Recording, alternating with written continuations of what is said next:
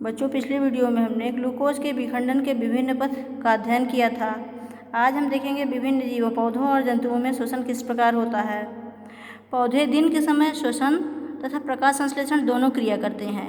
प्रकाश संश्लेषण में उत्पन्न ऑक्सीजन का प्रयोग वे श्वसन में करते हैं तथा श्वसन में उत्पन्न कार्बन डाइऑक्साइड का प्रयोग वह प्रकाश संश्लेषण में कर लेते हैं। किंतु रात के समय पौधे केवल श्वसन करते हैं। इस कारण से पौधे के नीचे रात्रि में बैठना या लेटना थोड़ा हानिकारक भी होता है यदि जगह बंद हो तो, क्योंकि कार्बन डाइऑक्साइड की सांद्रता वहाँ पर बढ़ जाती है जो हानिकारक है।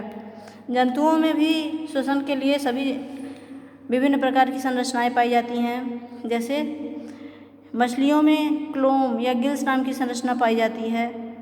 मुंह के द्वारा मछलियाँ अपने जल ग्रहण करती हैं और बलपूर्वक इसे क्लोम तक पहुंचाती हैं। जल में ऑक्सीजन घुली रहती है और विसरण द्वारा वह उसे ग्रहण कर लेती है। क्लोम में बारीक रक्त केशिकाएं होती हैं जिसमें कि ऑक्सीजन विसरण के द्वारा घुलकर पहुंच जाती है और सभी शरीर के अंगों में रक्त के द्वारा पहुंचा दी जाती है।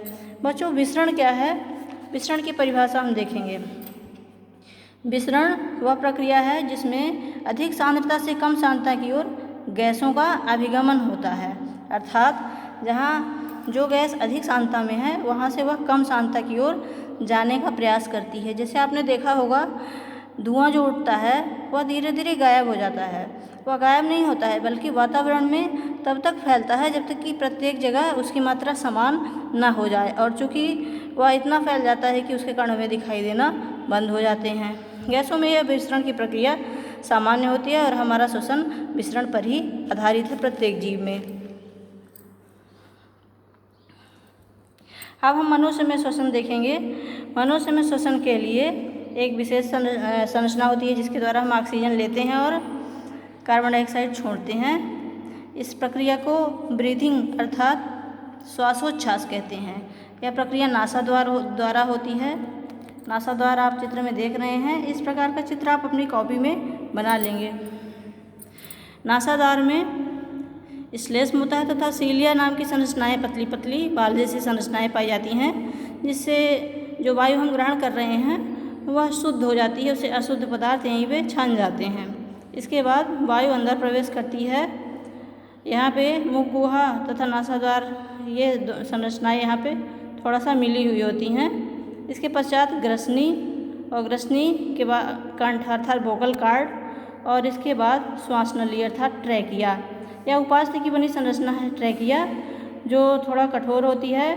यह संरचना इसलिए ऐसी होती है ताकि पिचके ना, यह अर्थात मार्ग गोलाई लिए हुए बना रहे और छल्ले के ऊपर छल्ले इस प्रकार से रखी हुई है संरचना है उपास्थि वलय से बनी हुई। अब इसके बाद आगे चलकर श्वास नली दो भागों में विभाजित हो गई, जिसे श्वसनी कहते हैं या ब्रोंकस। इसके बाद ब्रोंकस भी आगे चल के कई बारीक भागों में इस तरह से विभाजित हो जाता है, जिसे श्वसनिका कहते हैं। और श्वसनिका अंत में कूपिका कोश द्वारा जुड़ी होती है। इस कूपिका कोश में ही वायु भरी होती है। यह देखिए, यह कूपिका कोश है। इसमें पतली पतली रक्त केशिकाओं का जाल होता है और रक्त में कार्बन डाइऑक्साइड पहले से घुली रहती है, जो कि इन कूपिकाओं में आ जाती है विसरण द्वारा, और ऑक्सीजन जो हमने नासारंध्र द्वारा अभी अभी अंदर ली है वह यहाँ है। और वह चूँकि रक्त में इस समय ऑक्सीजन की कमी है तो जो कूपिकाओं में ऑक्सीजन भरी हुई है वह रक्त में चली जाती है।